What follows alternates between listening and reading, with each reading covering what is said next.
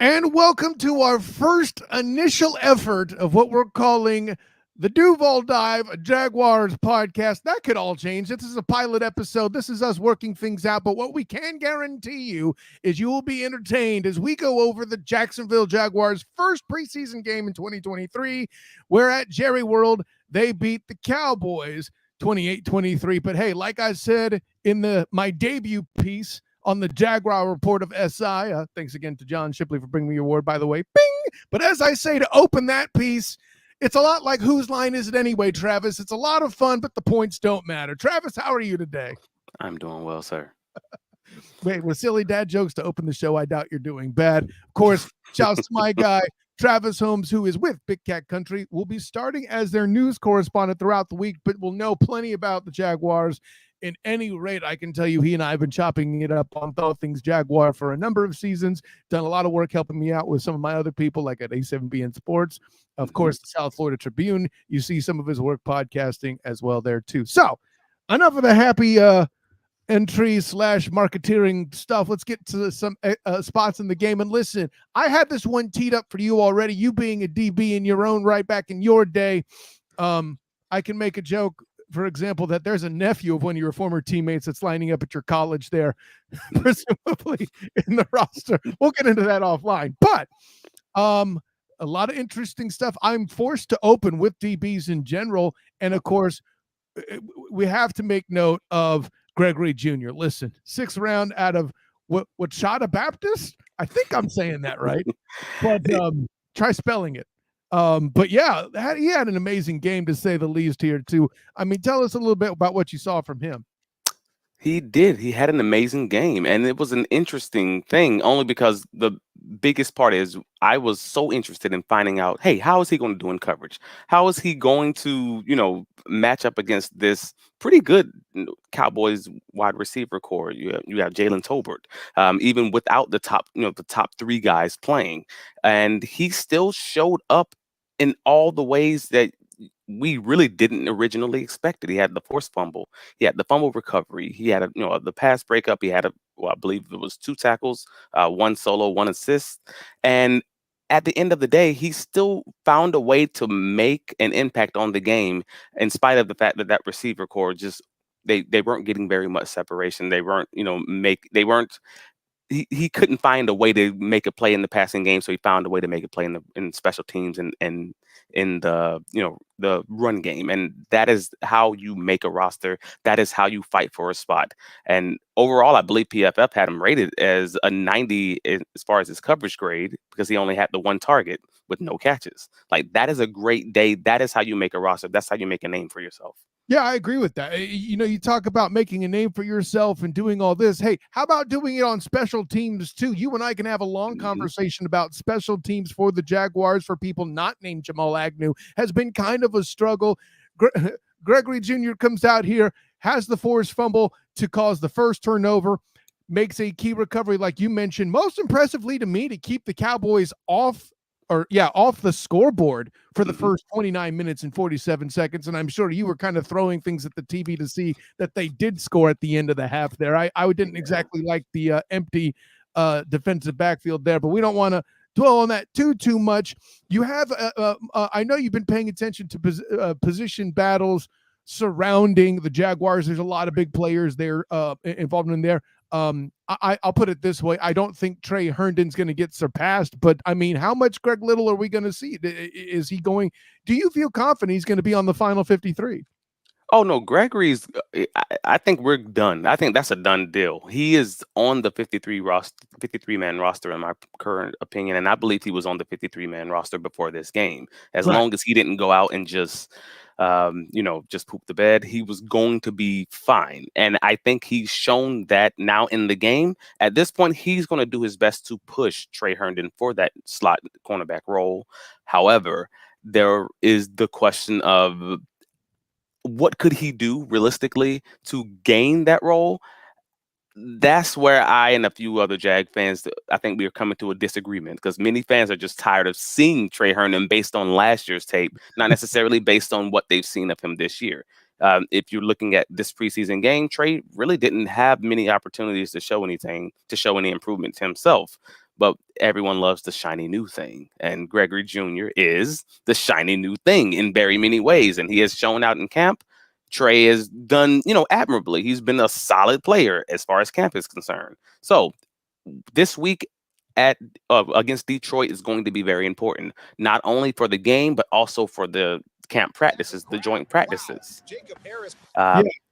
No, I see. Yeah, I think all that makes sense there too. It's just something I want to kind of throw out there. We're going to see more of Gregory Jr. Gregory Jr. I keep wanting to call him Greg, but yeah. Hey, listen, it's always good to see a guy with a whole lot of I'll say that's a later round pick come to fruition. With that, I'm gonna transition to Yasir Abdullah, 5th round pick. Not many. I mean, they got sacks last night, but they were playing against guys that aren't on the top of the game there for the Cowboys. They weren't necessarily dropping starters. But to me, the good news was that those sacks didn't come from guys named Josh Allen or Trayvon Walker. You got some of the other role player, air quote, types that are doing the business there. Is it good to see Abdullah getting a sack? I mean, you have to think so there, right? Oh, it was great to see him get the sack. And as much as I would want to jump off the roof and jump on top of the house and yell to the heavens that we finally have another pass rusher, it is unfortunate that the sack wasn't a result of his great, he bent the edge and he got to the quarterback. The quarterback also bailed on the pocket because we had some pretty solid internal push. And that matters. I mean, that was actually the defensive line coach's complaint as far as the team was concerned earlier in the preseason, was that, hey, we simply needed more internal push so that our current defensive ends, our current outside linebackers can just get more sacks. They're home, they're bending the corner, and I'm happy to see it showed out in this game. So while Abdullah did great, and I'm happy to see him get that sack and get the pressure that he got, I also thought it was really encouraging that the internal Jaguars defensive line, Devon Hamilton, goodness gracious, Roy Robinson Harrison's, Roy Robinson Harris, Adam Gostis, all those guys were able to get that internal push. And a lot of those, sacks that they were able to get is because there was just nowhere to go. Quarterbacks had to bail out of the back of the pocket. That's the awesome part. You got to get push in the middle. I see what you did there. Yeah, I know. No, it's certainly encouraging stuff there again. And I know the response will be, and rightly so, you should do that against this group.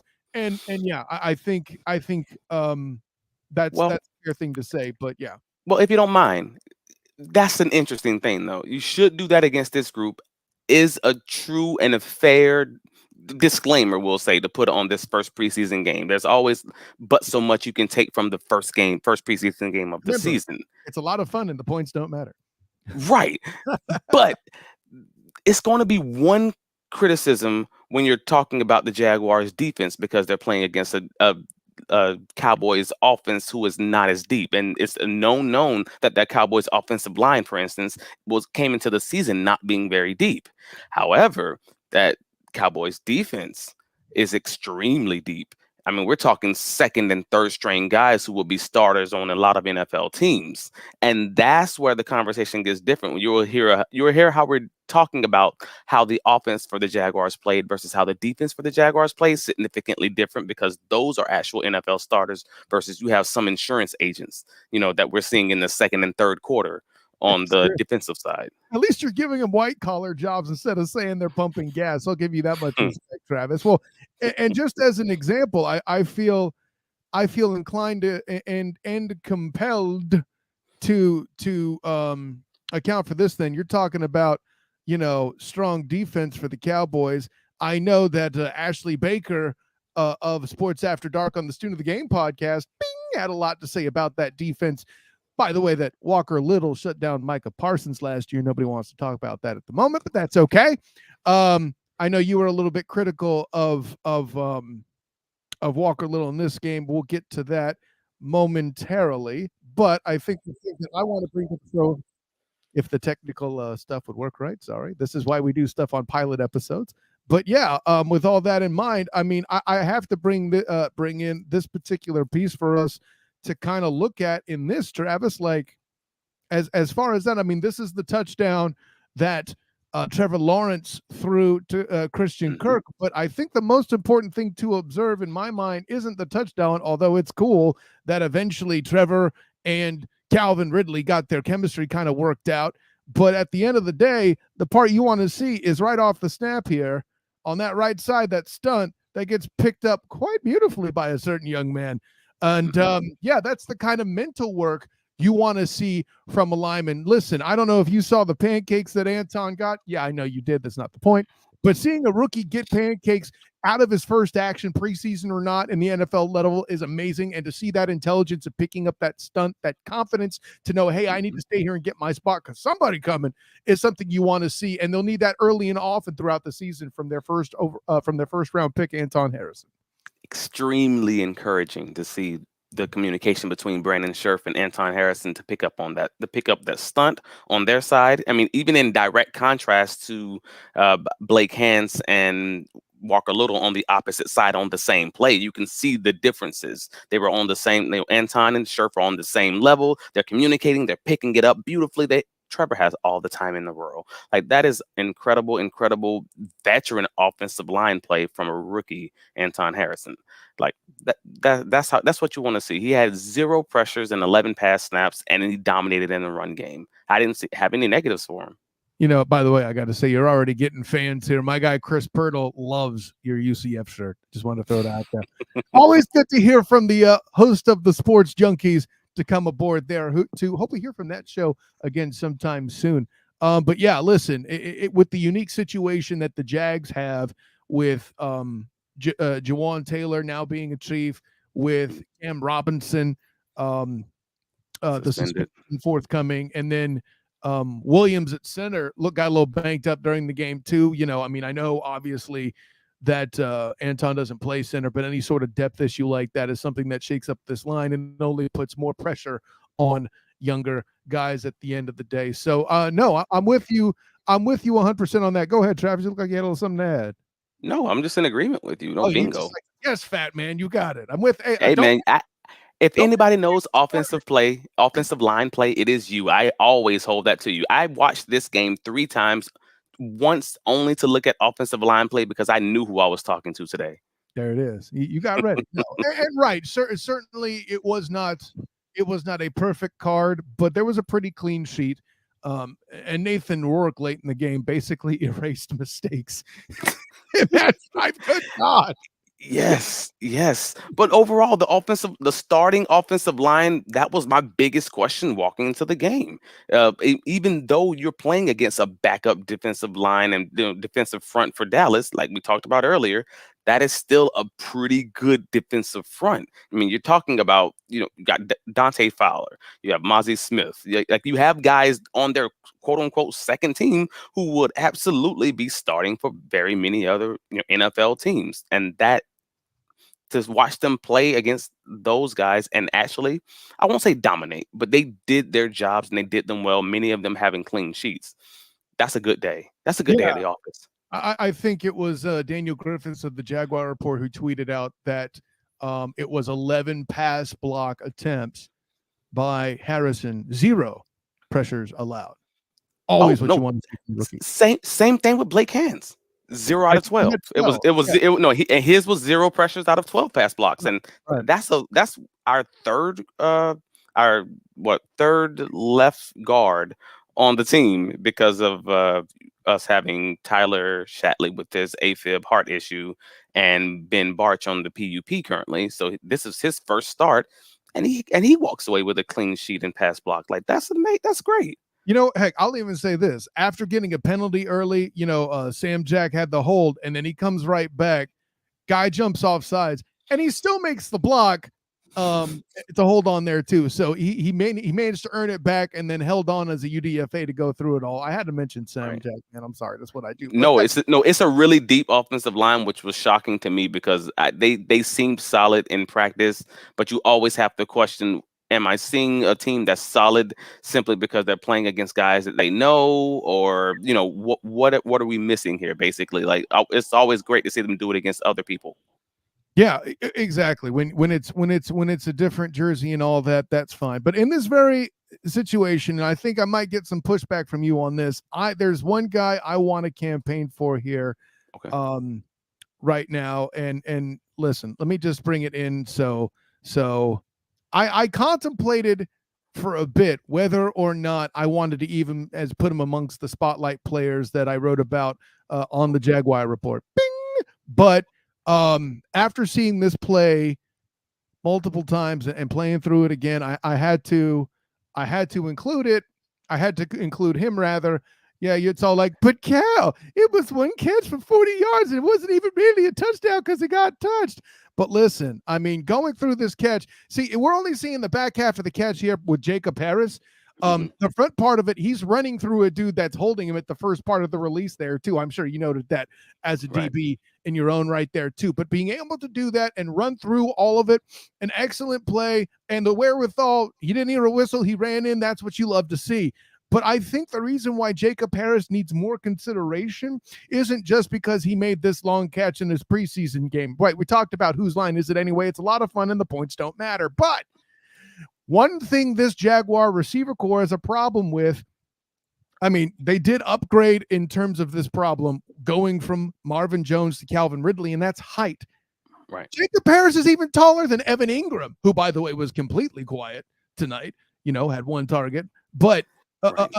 I think Jacob Harris should be at least considered for retention for red zone opportunities where the Jags struggled last year, man.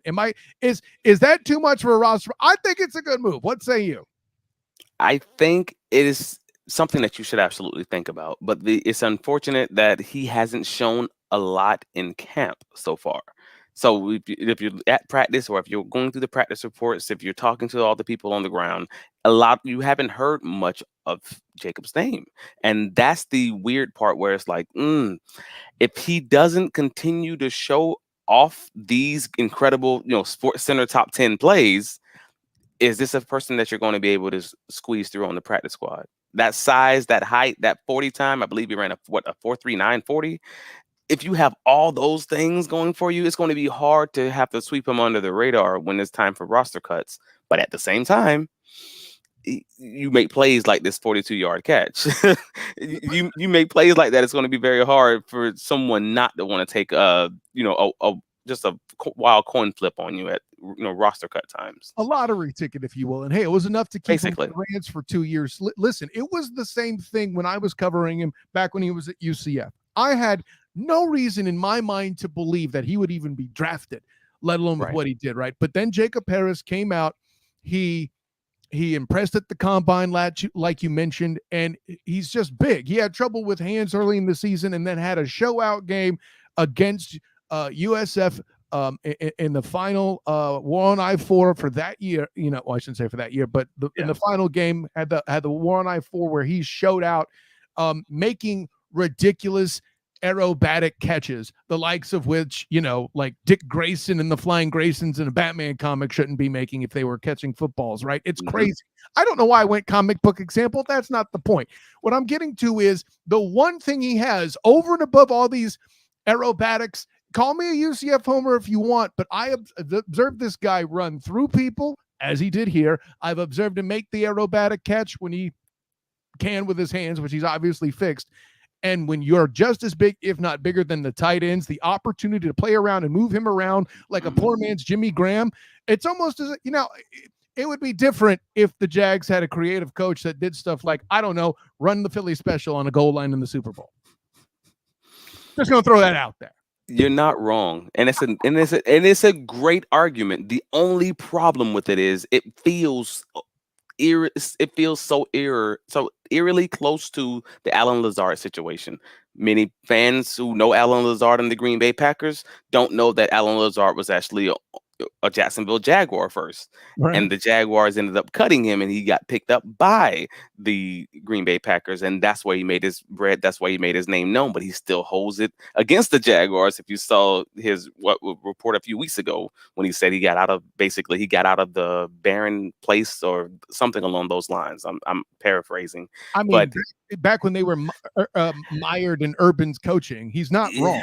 Well, yeah, yeah. Well, actually, it might have been before that. Actually, now that I'm thinking back about what year that was when Alan Lazard was on the team. But nevertheless, my point is, you're going to have with this receiving core. The top five are essentially set between Calvin Ridley, Kristen Kurt, Zay Jones, Jamal Agnew, and realistically Parker Washington, who was the backup for Jamal Agnew in case there's any injuries, and Agnew's in the final year of his contract. Those top five, for the most part, are realistically set. Then you have a lot of guys who all showed up this game who are competing for that last spot. You have Tim Jones, who had the forced fumble on special teams. You got Jacob, obviously, who had his 40-yard catch. Seth Williams had really impressive hands on that third down conversion. There was a 15, and he had a 15-yarder later. Mhm. Elijah Cooks, 2 catches for 42 yards and almost had the TD. I do like Cooks too. Right. And then you have Kevin Austin Jr., who's had an incredible camp, but didn't show up this game. He actually had the 2 incompletions. You have all those guys jockeying and fighting for one roster spot. You're going to lose someone who's going to end up on an opening day roster with some other NFL team. And you just hope that they're not the next Brandon Marshall, not the next Randy Moss, not the next fill in the blank.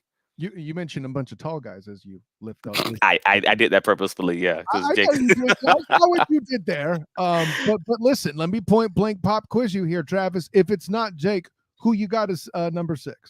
Oh, that's hard. And As I know, if it was easy, you wouldn't ask the question. I mean, as it currently stands, Tim Jones has the edge only because his special teams that's where he makes his chops. He's really good at special teams. Like, he's not just an average special teamer. He is above average, one of the top guys on the team, possibly. The utility defense, that's a good one, Travis. And that matters because this team cares about special teams more than a lot of other NFL teams. The fact that we had so many 6th and 7th round draft picks was purposeful per Trent Baalke because they wanted to load up on those younger guys for special teams purposes. So they care about it. I have to give the edge to the guy who's great at that. So, hey, listen, I can't front on that, although I still would like to see somebody, bigger than 6'1" on that receiver core, but that's just me. No disrespect to my guy Christian Kirk. I think he's a great player, but 5'11" in the red zone isn't exactly advantage you. That's all I'm saying. All fair. Man, listen, this is a fun one to start out with. We'll have it a bit more polished as we go. It's preseason for us here too, but of course, we're going to go ahead and wrap it up here. Of course, I am Kyle Nash, the student of the game. You will find me writing for the Jaguars report, at the very least, giving a list of more spotlight performers. We didn't talk about all of them this episode, but you can check that out, of course, on si.com/Jaguars to see my work there, right next to John Shipley and Dan Griffiths. So give them that shout there too. And look out for in the coming week, right, Travis, with Big Cat Country doing the news correspondent thing. You're going to appear on your site a lot more than I will mine, but that doesn't mean your content will be stale because I know how you roll, my guy. Oh no, I mean, I'm going to breaking news, any breaking news, please visit bigcatcountry.com. In addition, I'll still have the additional opinion pieces here and there, because it's just so much. It's so much to cover. It's the Jaguar season, and everybody wants to know everything that's going on in Duval County.